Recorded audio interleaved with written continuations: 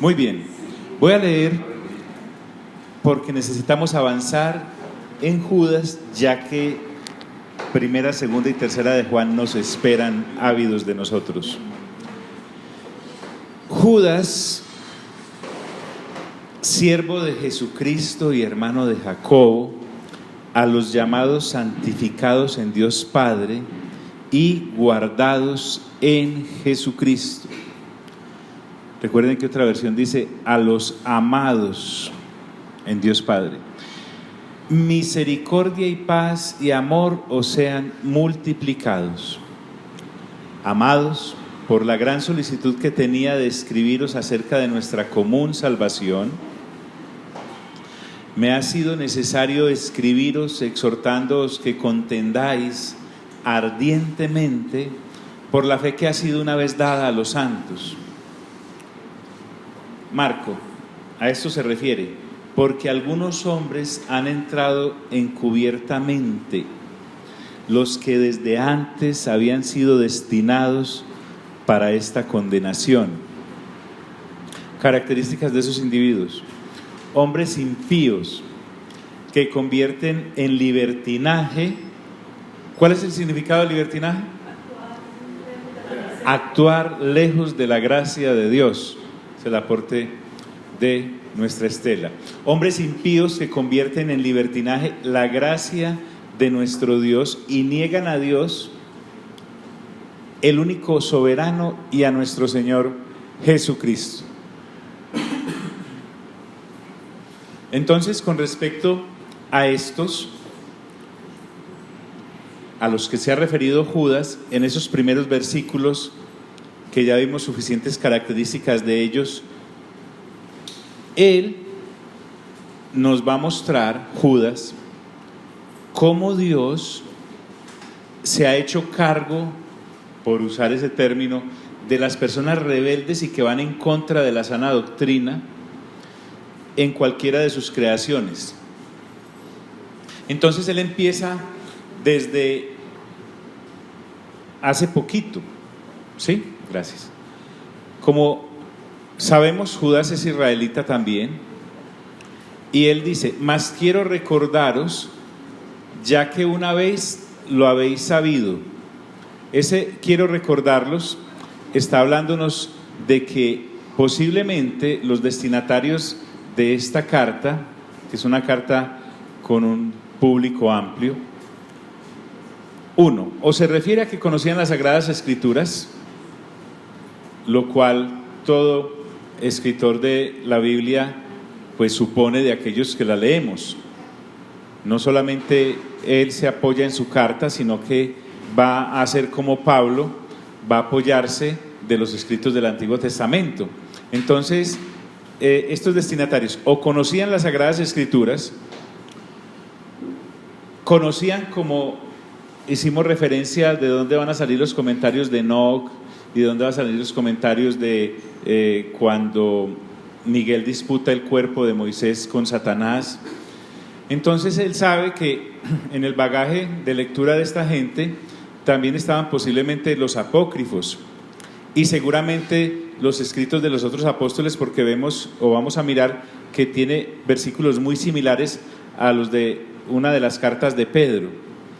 Entonces, cuando dice: mas quiero recordaros, ya que una vez lo habéis sabido, también es posible que el mismo Judas haya instruido a esta gente en las Sagradas Escrituras y les va a refrendar un tema del cual habían hablado ya mucho. Por eso él les dice: mas quiero recordaros ya que una vez lo habéis sabido, que el Señor, qué interesante esto, habiendo salvado al pueblo, sacándolo de Egipto, después destruyó a los que no creyeron. Entonces mira, una de las características de esta gente de las cuales está hablando Judas es que aunque dicen ser creyentes, no lo son. Ellos sí creen en lo que pretenden enseñar, ellos sí creen en las doctrinas falsas que están transmitiendo, pero en ningún momento están creyendo en Dios tal cual se ha revelado en Cristo Jesús. Por eso en un versículo anterior dice que niegan al Padre y niegan al Señor Jesucristo. Pero el asunto no es que uno se levante como sin ninguna responsabilidad a dar una falsa doctrina, a negar lo que Dios sí mandó a revelar en Cristo Jesús sin consecuencias.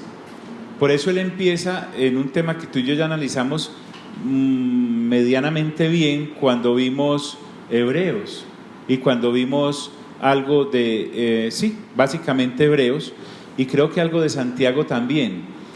Sin embargo, recordemos lo que ocurrió en el 14 y en el 13 y en el 14 de Números, cuando el pueblo empieza a desobedecer a Dios después de que los ha sacado de Egipto.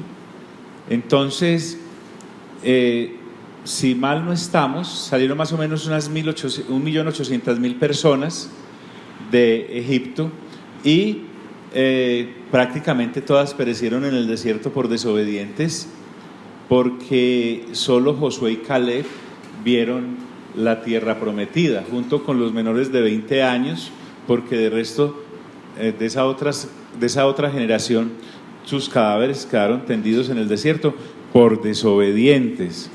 Vale recordar que se hicieron un ídolo fabricado por Aarón con los aretes que ellos le dieron, con las joyas, y Aarón, muy simpático, dándole explicación luego a Moisés de dónde había salido ese becerro, dijo que casi que por generación espontánea, que eso había salido ahí.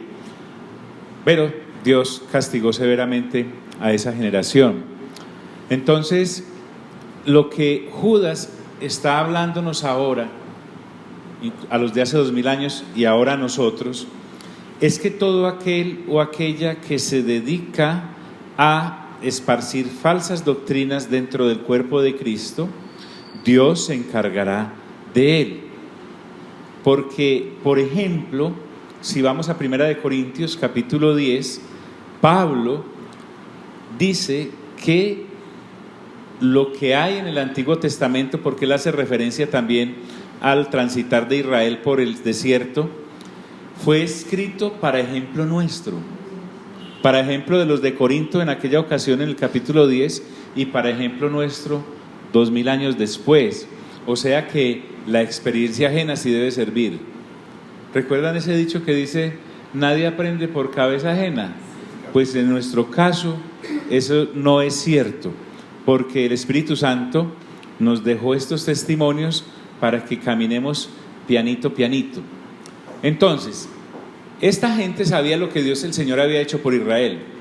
Judas seguramente se los había enseñado anteriormente, pero lo que Dios hace cuando sanciona a estos herejes y a estos incrédulos es inamovible, se da casi que generación tras generación.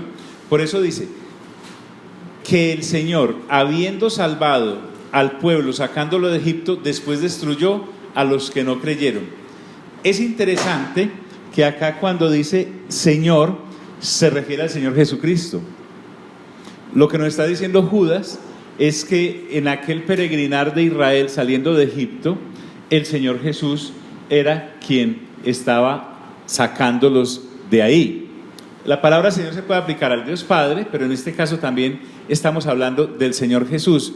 Y podemos recordar que Pablo también dice que todos bebieron de la roca, y él aclara diciendo, ¿y la roca quién era? Cristo. Entonces tiene razón de ser. Mi Señor Jesús, nuestro Señor Jesús, ha estado presente porque Él es Dios en todos los asuntos que con la Trinidad han tenido que ver. Ahora, el Señor mismo es el que salva, pero también el Señor mismo es el que destruye. Eso es lo que Judas, al escribir, como sabe que también la van a leer estos herejes, pretende que tal vez entren en razón y algunos de ellos puedan sacar el pie de seguir predicando y enseñando herejías. Da ese saltito al pasado, pero en el versículo 6 da un salto todavía más grande y nos muestra cómo el Señor no solamente sanciona la creación de los seres humanos que contra Él se rebelan diciendo que saben más que Dios, y también nos habla de los ángeles.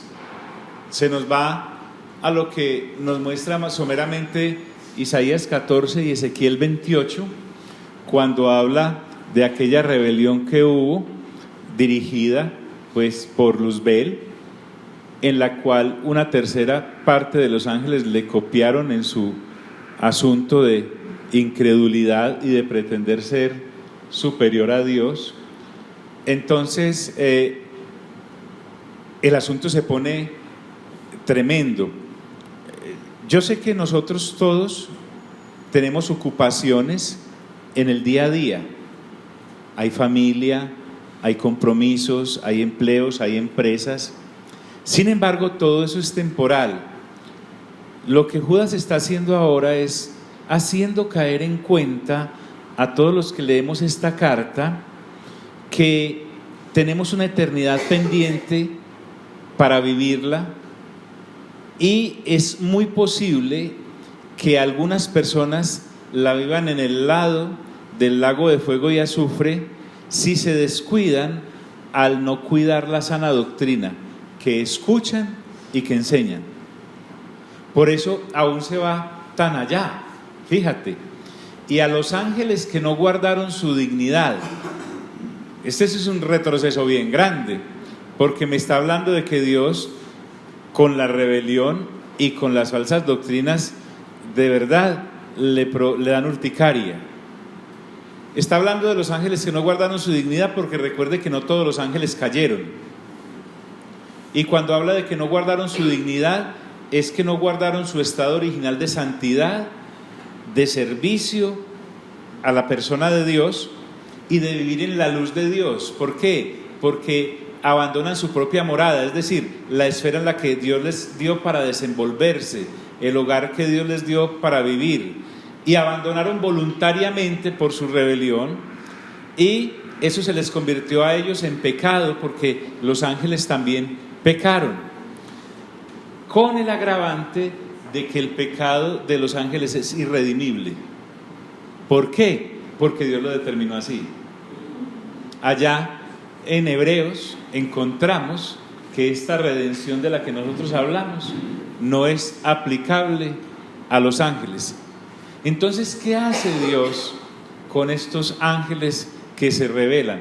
Les animaría a que se lean Isaías 14, Isaías 28, algo aparece en Mateo capítulo 25, los encontramos en Primera de Pedro también, aquí los encontramos en esta carta de Judas, los vamos a ver, sí señor, exacto, Segunda de Pedro, los vamos a ver su final en el lago de fuego y azufre. Está por todos lados. Lo que ocurre es que antes, cuando teníamos ese velo de las añadiduras buscando cositas temporales, pues uno realmente, siendo sinceros, no le prestaba mucha atención a esto, pero ahora sí que tenemos los ojos abiertos. Si es necesario, echémonos gotas para poder ver más. ¿Qué hizo entonces con esos ángeles que no guardaron su dignidad, sino que abandonaron su propia morada? No se contentaron con lo que Dios les había dado como provisión. Qué interesante, ¿no? Los guardó bajo oscuridad, en prisiones eternas para el juicio del gran día. Entonces, cuando dice que los guarda bajo oscuridad, pues pensemos inicialmente que es ya no estar bajo la presencia de la luz que de Dios sale, porque estaban cara a cara y frente a frente con Él, ya no lo pueden estar. Y también Pedro, como dice Marco en segunda de Pedro 2:4, habla de que los colocó en prisiones eternas para sacarlos en el momento del juicio final, en donde serán lanzados al lago de fuego y azufre, como dice Mateo capítulo 25. La palabra que usa ya Pedro para hablar de prisiones eternas es infierno, el Tártarus, dice ahí en el original. Y cuando habla del juicio del gran día, nos lleva nuevamente a Apocalipsis 20:11, que es el juicio del trono blanco. ¿Por qué? Porque Judas está, no perdamos de vista que estábamos en una congregación hace 2000 años, en donde había personas que habían abrazado el Evangelio, y había otras que, como dice el versículo 1 al 4, incluido el 5, estas personas se dedicaban a hacer de la gracia de Dios libertinaje. porque según ellos, la gracia es tan amplia que podríamos dedicarnos a pecar de manera empedernida y jamás íbamos a superar con nuestros pecados o nos íbamos a salir de la esfera de la gracia. Eso se llama libertinaje en vez de llamarse gracia o libertad a la que nos llamó Cristo. Entonces, no perdamos de vista que Judas está no solamente tratando de recuperar a estos herejes, si fuese posible, pero también la medicina es preventiva para aquellos que se sintieran muy guapos como para escucharlos o para pensar que no estaban corriendo ningún peligro.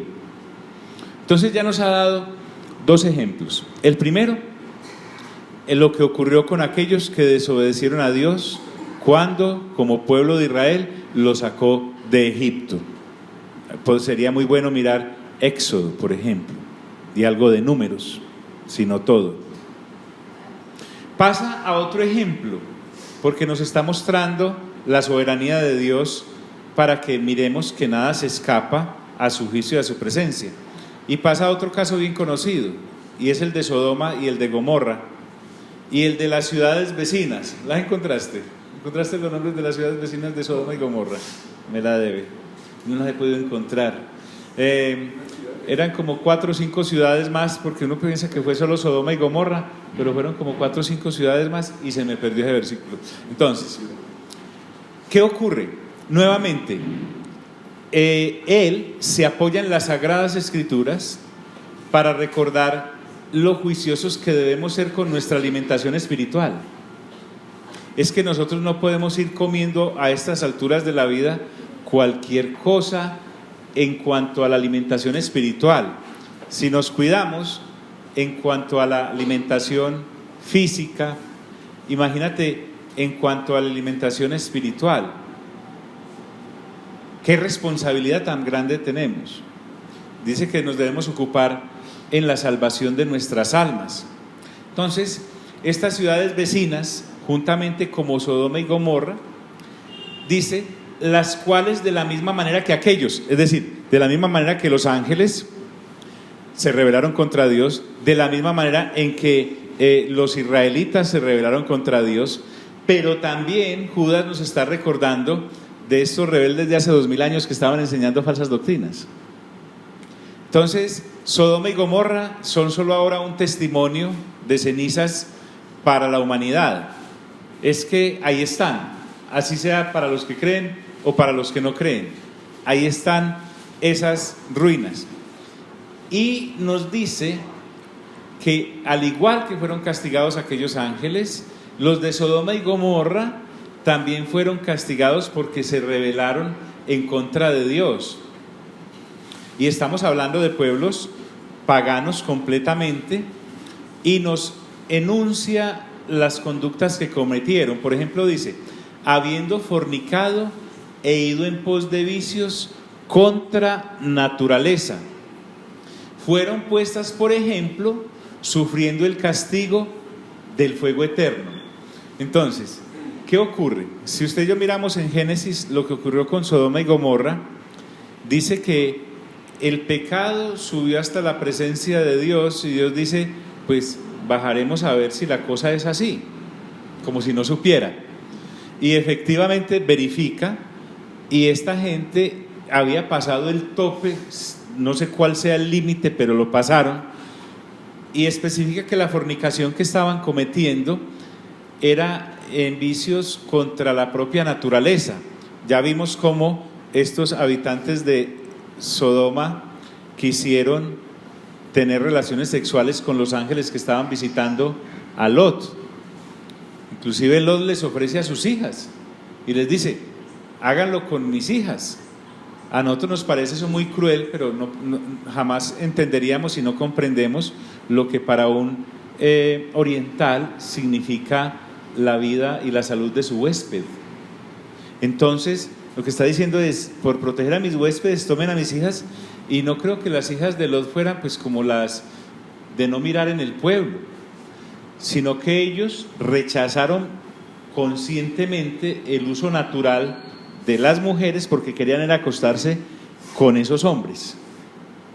Entonces, esta conducta sexual que señala ahí también es rebelión contra la persona de Dios, contra la Trinidad. Así, por ejemplo, lo narra Romanos capítulo 1 en el versículo 27, también habla de que se encendieron en pasiones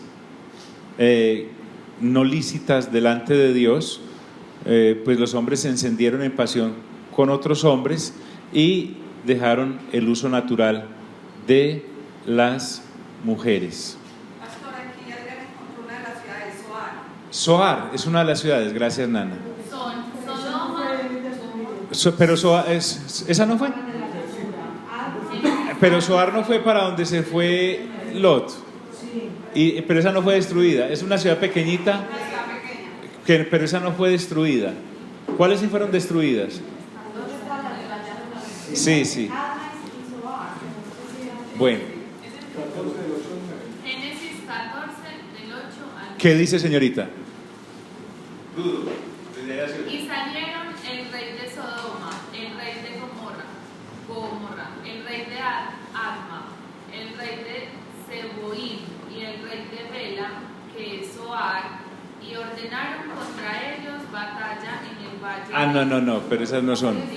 Esa es una guerra que hubo entre 5 reyes y 4 reyes, en donde después Abraham con 300 siervos va y rescata a Lot. Casi le pegamos, era casi que le pegamos. Entonces resulta que estas ciudades de Sodoma y Gomorra, más las que hay por ahí alrededor, fueron destruidas. Pero miren el énfasis acá. ¿Para qué fueron destruidas? Señores y señoras, ¿para qué fueron destruidas? ¿Para que sirvieran de qué? De ejemplo, de ejemplo. Y además me habla de que sufrieron el castigo del fuego eterno. Esta gente, pues no solamente fue quemada por el fuego y el azufre que cayeron, sino que además entran al lago de fuego y azufre de una vez. Por lo tanto, cuando Judas está hablando esto hace 2000 años, hace 2000 años había ocurrido ese hecho de Sodoma y Gomorra. O sea que hoy, 4000 años después, sigue teniendo vigencia. ¿Por qué? Porque los ejemplos de Dios siempre serán válidos y los podemos ver aún en la eternidad futura, porque habla de sufriendo el castigo del fuego eterno. Entonces esta cosa no es como para charlar. La cosa es supremamente delicada en la conducta que estaban incurriendo estas personas, estos hombres maliciosos que entraron y se infiltraron entre los creyentes de hace 2000 años. Y podemos ver hoy en día muchos también. Pero ¿cómo? Adma y Zeboim. Adma y Zeboim. Parte de la Biblia. Señora. De Génesis. Génesis 14:2. Bien. Lo que pasa es que ahí se construyó la ciudad de la llanura y esas sombras de la ciudad vecina. Ahora, nosotros necesitamos ser muy juiciosos en la lectura de la palabra. O sea, por lo menos nosotros, los que estamos acá, nosotros ya no podemos andar pensando en otra cosa que no sea la eternidad. Ahorita que estamos desglosando la primera carta de Juan, el Espíritu Santo a través de Juan censura todo lo de este mundo. Todo, completamente todo. Y vamos a mirar a qué se refería con respecto a eso. O sea, hay tantos distractores que posiblemente nosotros, dentro de los pasillos de las congregaciones, estemos más o igual de perdidos que los que no conocen.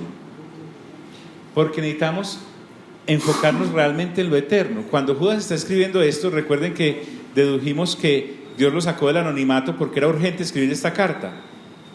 Y efectivamente, el asunto con los que hace 2000 años estaban desviando a la gente de la sana doctrina, ahora Judas se encarga de ellos después de darle estos ejemplos que acabamos de ver, el de Israel, el de los ángeles y el de Sodoma y Gomorra.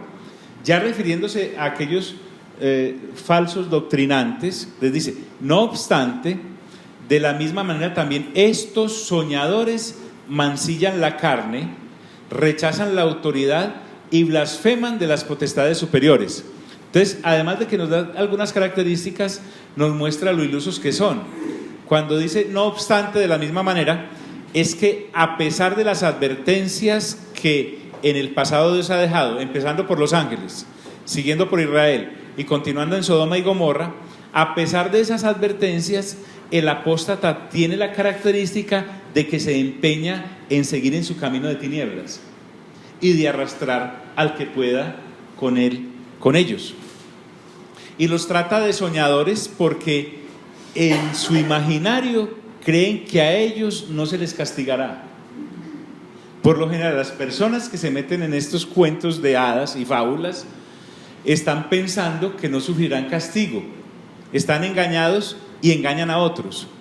Cuando hablan de mancillar la carne, recuerden que para ellos la gracia era una especie de pase al libertinaje, porque muchos de ellos consideraban que la materia como tal estaba vendida al mal, mientras que la parte espiritual le pertenecía al bien.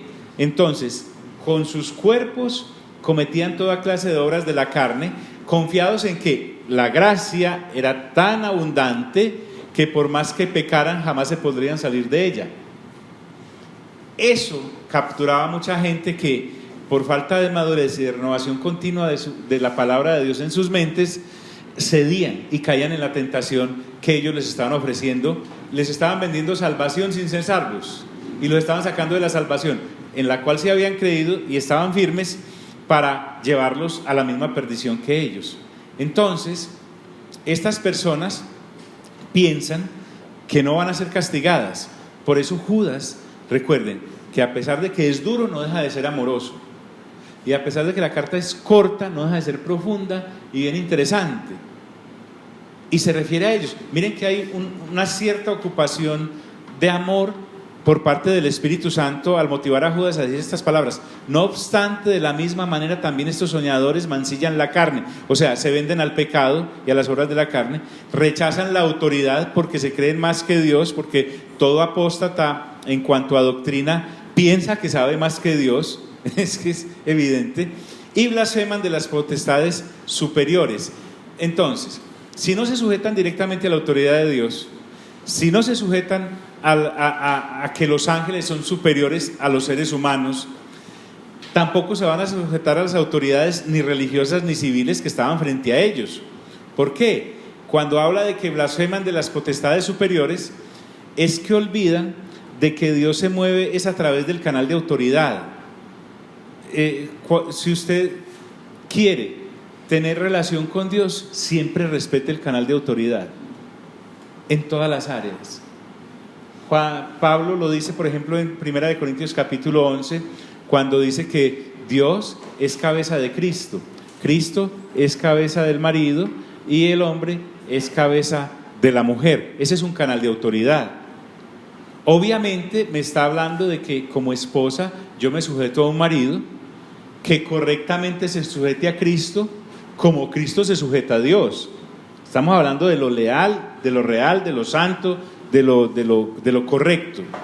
Entonces, pero esta gente repudia la autoridad y tienen además un vocabulario soez, porque pues como no tienen la presencia del Espíritu Santo, porque el Espíritu Santo no les va a patrocinar una falsa doctrina, entonces él trae ahora sí como ejemplos cómo la autoridad es respetada por aquellos que bajo autoridad están, bajo la autoridad de Dios. Y dice de esta manera, que cuando el arcángel Miguel contendía con el diablo, disputando con él por el cuerpo de Moisés, no se atrevió a proferir juicio de maldición contra él, o sea, contra el diablo, sino que dijo, ¿el Señor qué? El Señor te reprenda. Recordemos quién es Miguel. Aquí Judas nos lo trata como arcángel, ¿sí? Recordemos que hay serafines, querubines, ángeles, para hablar más o menos de lo que nos muestra las Escrituras. Conocemos 3 nombres de ángeles específicos en las Escrituras, pues Luzbel, que ahora es el diablo, desde que no conservó su dignidad, Miguel, que siempre ha sido Miguel, y Gabriel. Entonces, este hecho que narra acá Judas nos está mostrando el asunto, no para que empecemos a irnos por las ramas diciendo, ay, ¿qué pasó con el cuerpo de Moisés? No, estaban haciendo una vuelta, el arcángel Miguel estaba haciendo una vuelta a Dios y entró en disputa con el diablo. Lo que vamos a mirar acá es la actitud que el arcángel Miguel tiene frente a este querubín caído que está frente a él. Recuerden que diablo es el mismo Luzbel, es la serpiente antigua que aparece en Apocalipsis, es Satanás, como aparece en los evangelios, es el querubín caído porque recuerden que lo llama querubín protector en Isaías y en Ezequiel. Entonces estamos aquí mirando un altercado entre dos ángeles de ese alto rango, y en ese altercado Miguel, el arcángel, no se atreve a proferir juicio de maldición contra él. Miren, respeta la dignidad anterior que el caído perdió y no hace juicio. Es más, le entrega todo ese juicio a Dios y dice, el Señor te reprenda. Lo que está haciendo es dejar el asunto en manos de quien puede reprenderlo. Les conté la vez pasada en la introducción que hay un escritor de apellido o de nombre Barclay y dice lo siguiente, lo cito literal: si uno de los más grandes ángeles buenos rehusó maldecir al más grande de los ángeles malos, aún en esas circunstancias, dice este autor, ningún ser humano debe maldecir a ningún ángel. Cierro la cita que hago de él. Esto lo digo porque es muy usual uno encontrar ciertos apodos o motes que se le colocan a Satanás por parte de algunos creyentes y prestantes predicadores. Si no lo hace Miguel, que está a su mismo nivel, ¿quién lo vamos a hacer nosotros? Uno tiene que aprender por la experiencia ajena, ¿cierto? Ahora, apliquémoslo también en cuanto a las relaciones humanas. Si con su par, el arcángel Miguel, no tiene ninguna clase de improperio o desprecio, jamás, es que no hay necesidad de ser grosero, hombre. En este caminar no hay necesidad de ser grosero en ningún área. ¿Cuánto más nosotros al tratarnos como seres humanos? Porque también tenemos la dignidad de haber sido todos creados por Dios y nos ha colocado como seres humanos a todos. Si entre arcángeles, por lo menos Miguel guarda el debido respeto, cuánto más nosotros entre humanos, teniendo esta revelación que ahora nosotros tenemos. Entonces el asunto acá no es ¿qué hacían ahí peleando con el cuerpo? Pero ¿y para dónde quedaría el cuerpo? No, ese no es el eje del pasaje. El eje del pasaje es que nos muestra que estas personas ociosas y soñadoras se mantenían blasfemando de las potestades superiores, y nos da el ejemplo de una vez para cortar que ni siquiera Miguel, cuando contendía con el diablo por el cuerpo de Moisés, se atrevió a maldecirlo. Ahora, ¿qué si hacen estos herejes humanos? Pero estos, dice, blasfeman de cuantas cosas no conocen, y en las que por naturaleza conocen, se corrompen como animales irracionales. O sea, les quitó de una vez toda capacidad de inteligencia. Entonces los apóstatas blasfeman sin ningún temor, porque recuerden que ellos de alguna manera piensan que no serán castigados por las cosas que hacen. Cuando habla de cosas que no conocen es porque no saben nada de lo angelical. Por eso se atreven a proferir, parece ser la característica de estos herejes de hace 2000 años, maldiciones y cosas así, e insultos contra los ángeles. Ahora, como no saben nada de lo angelical, nos muestra que tampoco saben nada de lo del Espíritu de Dios. Por eso andan metidos en una falsa doctrina. Recuerden que toda falsa doctrina es doctrina de demonios. Ahorita estaba escuchando 2 de Timoteo o es 1 Timoteo, el capítulo 4, donde dice que en los postreros tiempos vendrán personas que no soportarán la falsa doctrina, la sana doctrina, y se amontonarán maestros que les prediquen conforme a sus propias concupiscencias. También dice que algunos, siguiendo doctrinas de demonios, prohibirán el uso de determinados alimentos, prohibirán casarse, una cantidad de cosas. Entonces, toda falsa doctrina no se origina desde luego en el corazón de Dios, ni en el del Espíritu Santo, ni en el del Señor Jesús, ni en el de una persona que esté caminando bajo la revelación que nos ha entregado el Espíritu Santo. Entonces, ¿dónde sí se origina? En el mismo taller de Satanás, y encarga demonios que posean a la gente para que sean portavoces de sus falsas enseñanzas. Entonces miren que ya estamos entrando en el lindero de la blasfemia contra el Espíritu Santo, porque una mala enseñanza doctrinal es la que tenían aquellos judíos cuando le dijeron al Señor Jesús que él echaba a los demonios por Belcebú. Estaban diciéndole que él echaba a los demonios por el mismo príncipe de los demonios, y el Señor Jesús ahí sí paró y les dijo: venga, yo echo los demonios por el dedo de Dios. Eso es lo que le está diciendo, y sabemos que el dedo de Dios es el Espíritu Santo de Dios. Entonces, a continuación les dijo: todo pecado será perdonado, pero hay uno que no tiene perdón ni en esta vida temporal ni en la venidera, que es la eterna. Y habló de la blasfemia contra el Espíritu Santo. Entonces, por lo general, la blasfemia contra el Espíritu Santo tiene que ver con falsas enseñanzas y falsas doctrinas. No tiene que ver con que en un acto de brutalidad alguien se pare en una esquina a mentarle la madre al Espíritu Santo. Esa no es una blasfemia en el sentido de la que estamos hablando con respecto al Espíritu Santo. Estamos hablando de las malas enseñanzas. Entonces la gente habla de esto porque no conoce realmente, y por eso actúan como animales irracionales. Y las que por naturaleza deberían conocer como seres humanos, tampoco las respetan. Entonces no respetan ni las cosas humanas, ni las cosas angelicales, ni las cosas naturales. Cuando los llama animales irracionales, es que no son capaces de controlarse a sí mismos, porque ni como animales califican. Romanos 1, del 26 al 27 dice que Dios entonces los entregó a su propio desvarío. ¿Para qué? Porque ese es el pago por no darle toda la gloria y la honra a Dios, por no haber honrado a Dios como se debe honrar. Entonces esta carta, mis amigos y amigas, es una carta bien importante y seria, lo que nos está llamando a cuidar nuestra sana doctrina. Ahora, ¿cómo cuidamos nuestra sana doctrina? Por lo menos el abrebocas para eso es la lectura juiciosa de la palabra personal. A nosotros ya no nos sirve que mi esposo lea las Sagradas Escrituras por mí, o que mi esposa, que es más dedicadita, lea las Sagradas Escrituras por mí, o que mi papá y mi mamá lean las Sagradas Escrituras, o que porque un hijo y una hija bien dedicada lean las Sagradas Escrituras por mí. Esto es muy serio, nos estamos jugando la eternidad. Y parece ser que estos, a los cuales Judas llama animales irracionales, ni les interesaba la de ellos ni la de los demás. Bueno, pasa a ejemplos más cercanos para nosotros y para los que estaban escuchando hace 2000 años.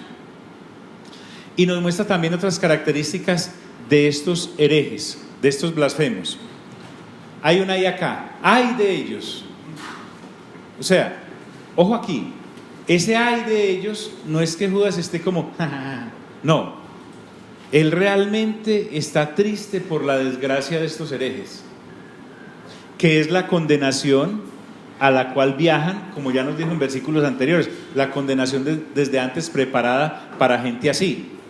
No es que Dios destine a esta gente para que caiga en herejías y se condene, sino que es como nuestros códigos. No sé si todavía, pero el Código Penal dice en su artículo, capítulo 3, artículo 23, dice: el que matare a otro incurrirá en tal pena y en tal sanción.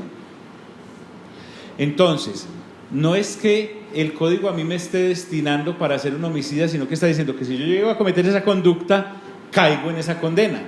Lo mismo ocurre con esta palabra de ay de ellos, porque han seguido el camino de Caín. Entonces, Judas no es que esté alegre por la desgracia de estas personas, porque recordemos que él inició con la palabra ágape y vamos a ver que termina la carta con la palabra ágape. Y nos recuerda y les recuerda a ellos cuál fue el camino de Caín. Recuerden que Caín ofreció una ofrenda que no le fue agradable a Dios, porque dice que Dios no miró con agrado la ofrenda de Caín, mas sí miró con agrado la ofrenda de Abel. Es bien interesante que también en Primera de Juan nos va a mencionar a Caín como homicida.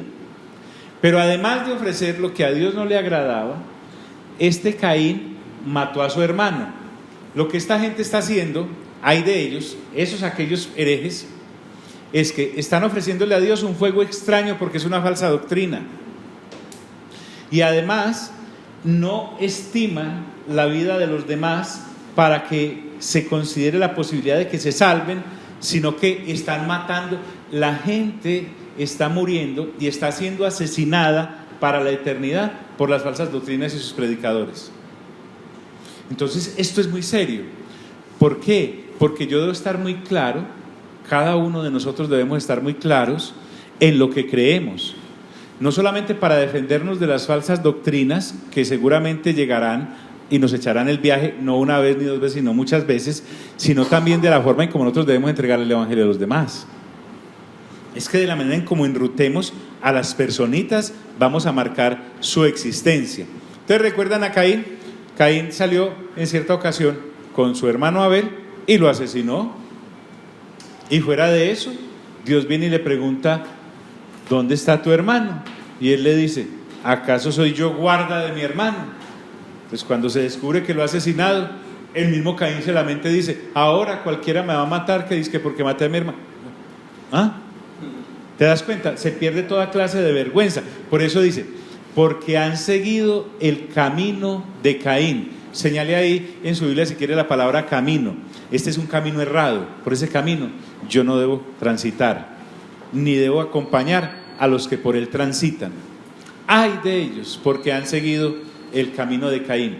Y trae mención a otro: y se lanzaron por lucro en el error de Balaán. Entonces, aquí en primer lugar, cuando menciona a Caín, es que sus ofrendas son apestosas para Dios y también les importa un bledo la vida de las personas, de los demás seres humanos. Los asesinan con sus falsas doctrinas. Ahora en este caso dice que se lanzaron por lucro. Allá llamó el camino de Caín, aquí lo llama el error ¿de qué? ¿De quién? De Balaán. ¿Recuerdan a Balaán? Está por allá en Números 23, como al 25. Balaán era un vidente y se caracterizaba por bendecir o maldecir. Balac va, un rey, va y lo contrata para que le maldiga al pueblo de Israel. Primer error: uno nunca maldice lo que Dios ya bendijo, y Dios ya había dado bendición al pueblo de Israel.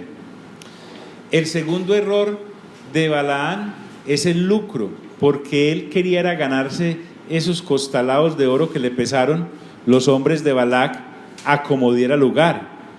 Aunque él fue, y miren y verá, él va y les dice, porque se hizo el espiritual, tal vez quiso obedecer a Dios. Es posible que Balaán haya querido obedecer a Dios al principio, pero le puso más la codicia. ¿Recuerdan lo que dijo el Señor Jesús? No se puede servir a Dios y a las riquezas, porque terminarás amando al uno y odiando al otro. Cuando vio esa cantidad de dinero, que ese era el talón de Aquiles de Balaán, él se fue a hablar con Dios y le preguntó a Dios que si podía ir a maldecir el pueblo. ¿Y Dios qué le dijo? ¿Recuerdan qué le dijo? Que no. Sin embargo, persistió, él se quería ganar esa platica. Le habló la burra. La burra le habló, una muda bestia de carga, como dice Pedro.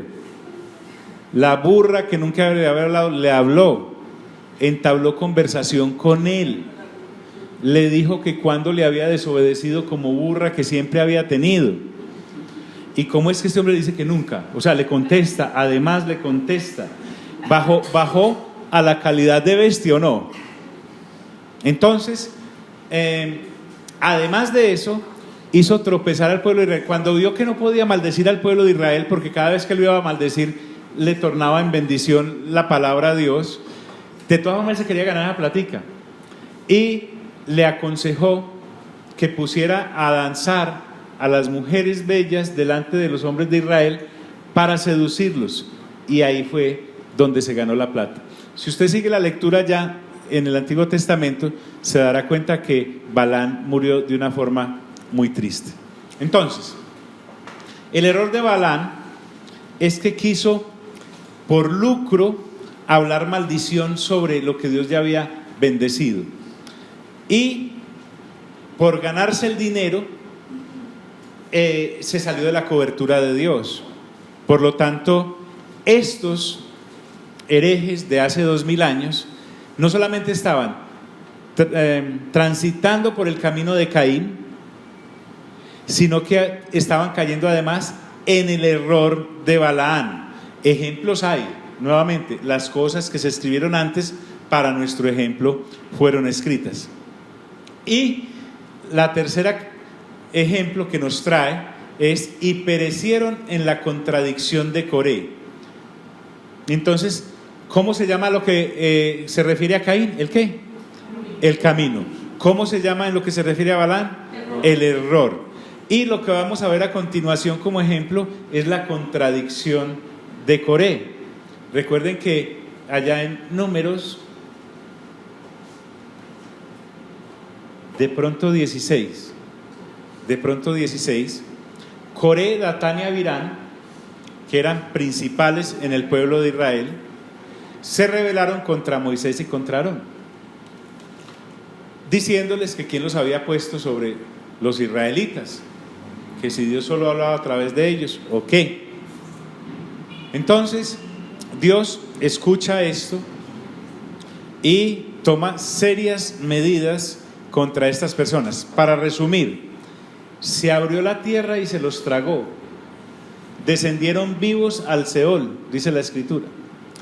Y no solamente trajeron desgracia sobre sus vidas, porque en esto de la rebelión no muere uno solo, sino que se llevaron en esa desobediencia a sus mujeres y a sus hijos, y si mal no estoy, todos sus bienes también. Literalmente se abrió la tierra y se los tragó, descendieron vivos al lago de fuego y azufre, se los tragó la tierra. Entonces, ¿cuál es la contradicción de Coré? Que queriendo ser la autoridad se rebeló contra la autoridad, porque no es que Dios no le había dado cargos a ellos. Moisés, cuando los reprende, porque hay que aprender a hacer devoluciones. ¿Sabe usted qué es aprender a hacer una devolución? Es, con respeto, hacerle caer en cuenta al otro de que las cosas no son por ahí. Entonces Moisés les dijo: no, ustedes lo que quieren es el cargo de Aarón, eso es lo que ustedes quieren, ustedes no quieren servir en ningún momento a Dios.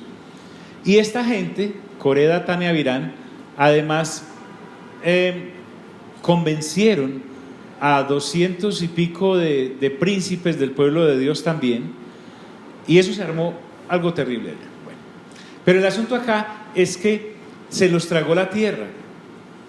Cuando Judas está haciendo esto, de hacer este recorderis, es porque, miren lo importante que es la renovación del entendimiento, no solo para saber y para memorizar, sino para vivir conforme a lo que sabemos. Porque a Coré quiere decir calvo, resulta que se lo tragó la tierra a él, a su familia y a sus bienes. Entonces hemos hablado con respecto a Caín, ¿cómo lo llama? El camino. Con respecto a Balaam, ¿cómo lo llama? El error. Y con respecto a Coré, ¿cómo lo llama? La contradicción. Y estos blasfemos de hace 2000 años llenaban no solamente los requisitos por los que fueron expulsados los ángeles y castigados y colocados en prisiones eternas para el día del gran juicio, llena los requisitos de Sodoma y Gomorra para haber sido destruidos, llenan los requisitos de Israel cuando quedaron sus cuerpos tendidos en el desierto. Además llenan el requisito de Caín por estar en su camino, además llenan el de Balaán por estar en su error, y además llenan el de Coré por estar en su contradicción. Entonces ahora este hombre, Judas, lanza en ristre con ellos, porque él está defendiendo a la congregación, y uno no puede matar los pollitos sanos para darle caldo a los enfermos, y los llama manchas. Dice, estos son manchas en vuestros ágapes. Había reuniones de amor, había reuniones de amor, había reuniones de amor ágape, como las que solemos hacer nosotros cuando nos reunimos, sea desde un sancocho hasta un sushi, no hay problema, pero nos reunimos es en amor a compartir los unos con los otros. Y estos infiltrados que entraban subrepticiamente, entraban a esas reuniones comiendo impúdicamente con los demás creyentes, y lo que estaban haciendo era apacentándose a sí mismos. Tremendo. Los llama manchas. ¿Cómo se interpreta, pastor? Se apacientan. Se alimentan, se sirven, como Balaam, ¿sí? Por ejemplo, podemos citar a los que estaban desviando de la buena doctrina a los creyentes de Corinto. ¿Recuerdan? Pablo los llama falsos apóstoles, los llama falsos maestros, y les predicaban por lucro, cobrándoles a los de Corinto, alimentándoles con sus predicaciones y enseñanzas la carne y las obras de la carne. Y lo tremendo era que los hermanos de Corinto, a eso sí les pagaban, y a Pablo lo tenían aguantando hambre, porque como uno es esclavo de aquello que lo domina, uno invierte en aquello que lo domina, ¿o no? Eso se llama apacentarse. Entonces esta gente realmente se nutría de los bienes y de las comidas, literalmente vivía, esa es su manera de ganarse la vida, por lo menos que se la ganaran predicando la buena doctrina, pero resulta que la mala. Por eso los llama manchas en vuestros ágapes, que comiendo impúdicamente, sin decencia, con vosotros, porque así parecían creyentes, se apacientan a sí mismos. Entonces, cuando habla de manchas, también nos está hablando de cuando en el camino, imaginémonos un prado. Es que sábana, ¿dónde lleva la tilde? Una sabana. La de manga, pues la de hierba. Que usted va tranquilo, corriendo, feliz, y no ha visto las piedras ocultas que hay allí. A eso se refiere, son manchas. Son piedras ocultas, escollos que hacen caer, pero te hacen caer que hacen naufragar tu carácter para que no sea conforme al de Cristo, y te hacen perder la fe que habíamos recibido de una vez y para siempre en la persona de Cristo Jesús. Bueno, ¿qué más explicar de ahí? Los ágapes pues eran las comidas que hacían los creyentes en amor fraternal, y son impúdicos porque estos herejes promovían la glotonería y la inmoralidad. Recuerden, por ejemplo, vuelvo a citar Corinto, en un evento tan especial como la Cena del Señor, en el capítulo 11 de Primera de Corintios, esta gente salía borracha, esta gente salía reventando de tanto comer, y la Cena del Señor, que era algo para honrar a Dios por lo que había hecho en la cruz del Calvario, se convertía en una guachafita. Entonces, al apacentarse a sí mismos, se cuidan solo a ellos, pastora, y no les importan las ovejas o la grey del Señor. No les importa que se pierdan. De eso se trata. Bueno, entonces ahora trae otros calificativos. O sea, realmente Judas es amplio en esto, porque mira que ya nos dio el ejemplo de las Sagradas Escrituras con respecto a los ángeles en el tercer cielo, que no guardaron su dignidad. Ya nos dio el ejemplo con respecto a Israel cuando sale de Egipto. Ya nos dio el ejemplo con respecto a Sodoma y Gomorra. Nos da el ejemplo de personas narradas en el Génesis como Caín, como Balaam y como Coré, que está en Números. Y ahora nos va a hablar con la misma naturaleza. El Señor Jesús lo hubiera dicho de otra manera, hubiera dicho: por el fruto se conoce ¿qué? El árbol. Por el fruto se conoce el árbol. A esta gente Judas los llama nubes sin agua. nos va a dar ejemplos de la naturaleza. Los llama además árboles otoñales, los llama además fieras ondas del mar, los llama además estrellas errantes.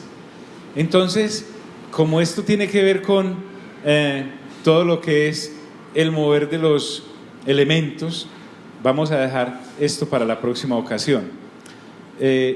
Nos haría muy bien pegarle una lecturita a Génesis. Nos haría muy bien repasar los 50 capitulitos. Usted los puede escuchar muy fácil. Usted se mete a YouVersion y los pone a velocidad de 1.5 y Génesis se lo escucha en 40 minutos. Queda hablando así pero rápido, pero los escucha. Pero péguese una pasadita por Génesis. Génesis nos espera.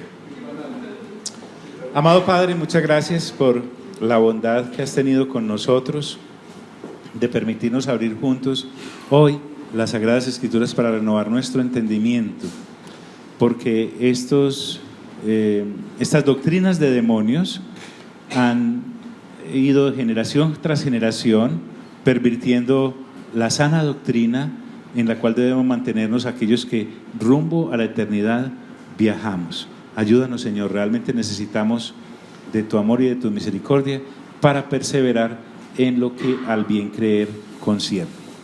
Salimos de este lugar, mas no de tu presencia. Amén, amén y amén.